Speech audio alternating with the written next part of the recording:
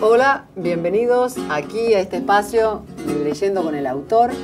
Siempre tenemos sorpresas, pensando que ustedes nos acompañan en este tramo que es meternos en las motivaciones que hacen que una persona se haya sentado en la soledad de su corazón y haya empezado a construir una criatura como es un libro. Esta vez Guillermo Lipis nos acompaña. Guillermo, un gusto y gracias por haber venido. Gracias a vos, Irene. Guillermo es periodista y es el autor de este libro, Sicarón Memoria, que es el resultado de un proceso de investigación frondosísimo. ¿Cuánto te llevó llegar a este libro?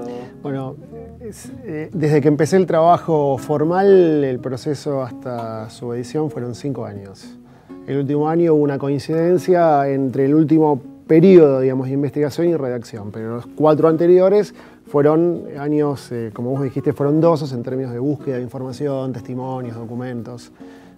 Fue mucho. ¿Qué estabas buscando en esto? Porque toda la cuestión de la memoria, en lo que refiere a la comunidad judía, es como un modelo muchas veces, ¿no? Es un modelo para seguir. Recordemos, o no sé si te transmito con claridad el concepto. Sí, no es la única. No creo que una comunidad en particular deba asirse a ser la dueña de la búsqueda de su verdad o de la verdad. En todo caso hay distintas verdades que creo que están dadas básicamente por la mirada, por el enfoque, digamos, que generaciones, dirigencia, gente en particular le aporta.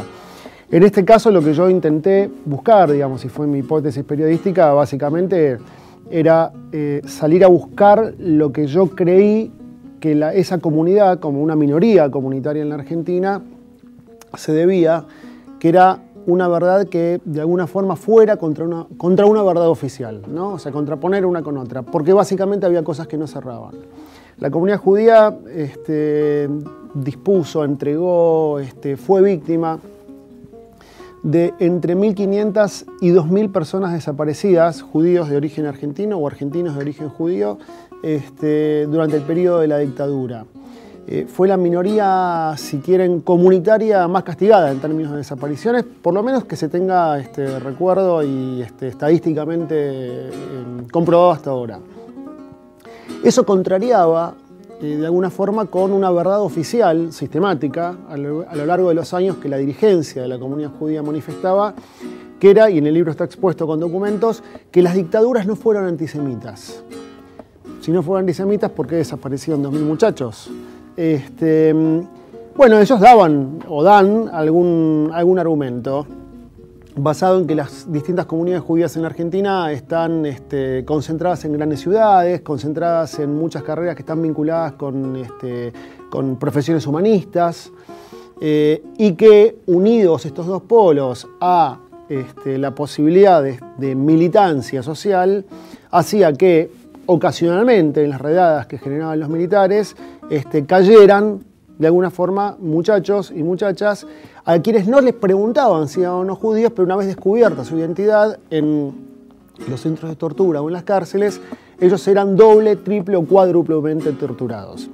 Esto no cierra, o por lo menos para mí no cerraba, digamos, no podía ser exactamente eso el motivo por el cual después de todo el proceso dictatorial se descubriera que esta comunidad había sido la comunidad más castigada en términos de desapariciones. Tenía que haber otra cosa.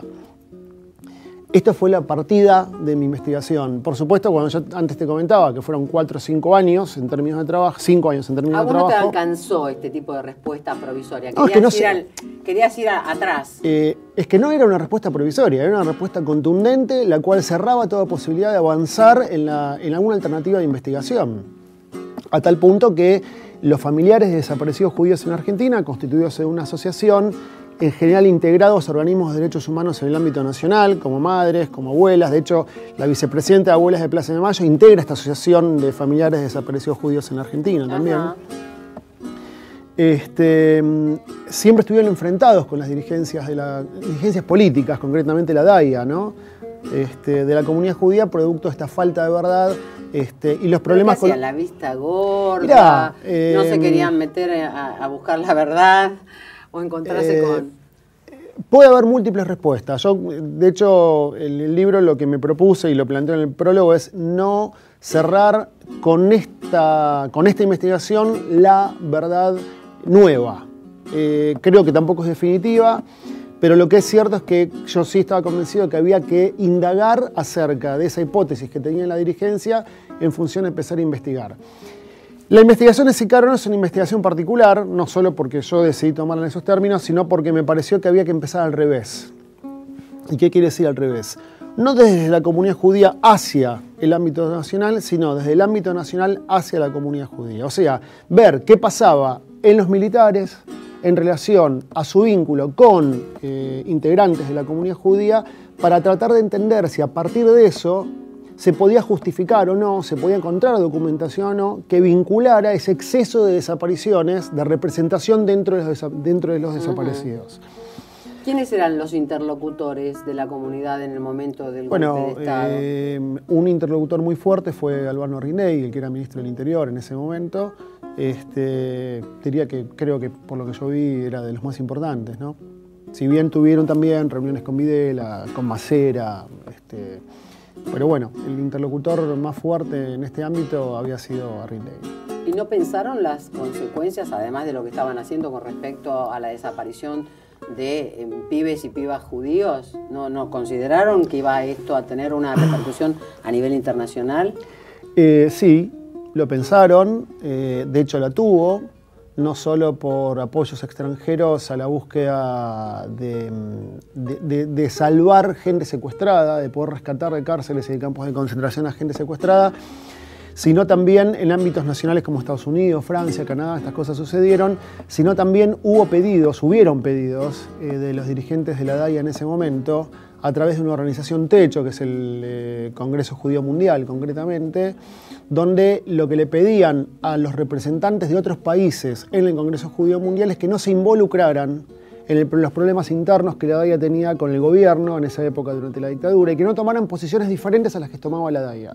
¿Por qué digo esto? Es interesante porque la comunidad judía de Canadá, particularmente, que tuvo una entrevista con René Deppelbaum en su momento, integrante de esta asociación y también madre de Plaza de Mayo, línea fundadora, había peticionado para que esta comunidad interviniera en el pedido de liberación de muchachos y muchachas judíos en esa época, y hubo un pedido de la DAIA ya formal, en términos generales dentro del Congreso Judío Mundial, recordando que por acuerdos de esa organización techo, cada institución, representación política de la comunidad judía de cada país adoptaba las posiciones que le parecían convenientes y que el Congreso Judío Mundial no podía contrariar esas posiciones en sus operaciones políticas dentro de los ámbitos de cada país, ¿no? O sea, diciéndoles, bueno, miren, ustedes piensen lo que piensen, pero adentro de la Argentina la relación entre el gobierno y la comunidad la manejamos nosotros y ustedes no pueden contradecir lo que nosotros planteamos. ¿Y eso? Eso puso un techo, puso un tapón. Taponó la situación de tal manera que, habiendo organizaciones que estaban interesadas en otros países de poder apoyar porque habían recibido denuncias o porque tenían contacto con gente integrante de la Asociación de Familiares de Desaparecidos Judíos, prácticamente no pudieron operar y no pudieron denunciar estos temas porque fueron limitados por lo que era la organización política local, ¿no? Ahora, ¿vos por qué pensás que en el imaginario la gente no sabe todo esto? Mirá, en principio quiero decir que me parece que hay muchas cosas que no se saben.